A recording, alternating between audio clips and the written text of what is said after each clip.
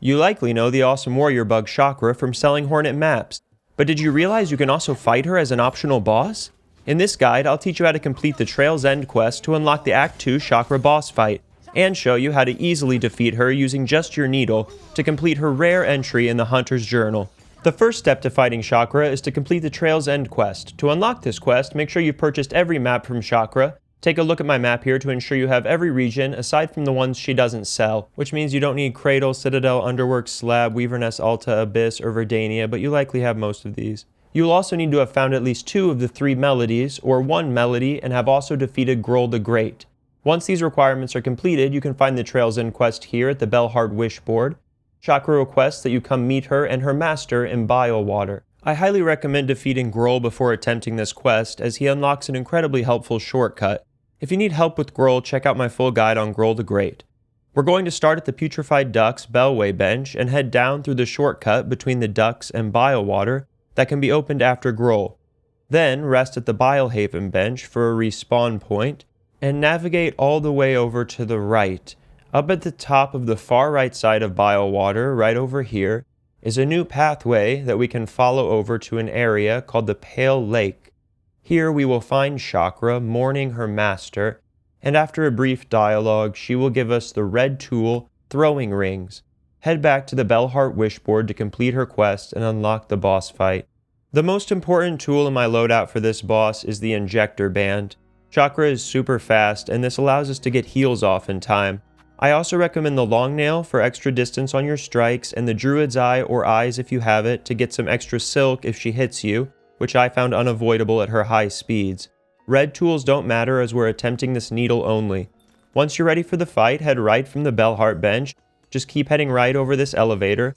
As soon as you get to Greymoor, you'll notice one of Chakra's throwing rings on a stake. Strike it with your needle and it'll ring like a bell and summon Chakra.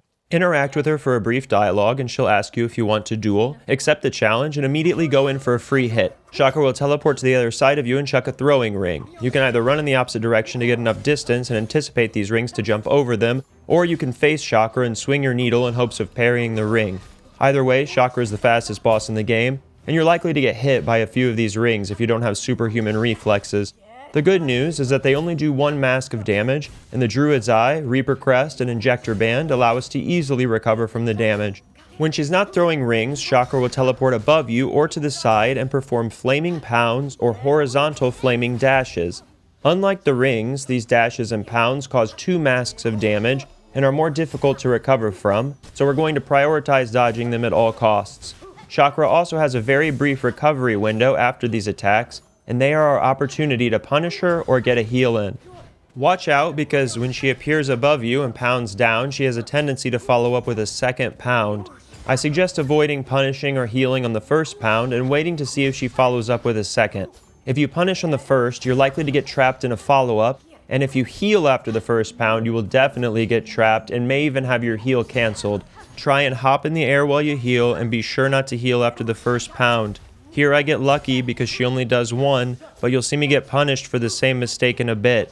I fail to evade a pound and walk straight into her, but I get lucky and she stuns for my follow-up. Then I panic about the mistake and I try to heal when I see I'm safe from the next pound attack, and she punishes me with a second. My heal isn't cancelled thanks to the Injector Band, but it's not a good play, so remember not to heal or attack after the first pound. I fall into both these trappings throughout the fight, and they won't necessarily end your run, but learn from my mistakes and wait for that second pound. The best way to punish is when she dashes at you horizontally, simply leap into the air and go for a pogo. Sometimes she'll teleport away after, and sometimes she'll turn back and throw a ring at you horizontally.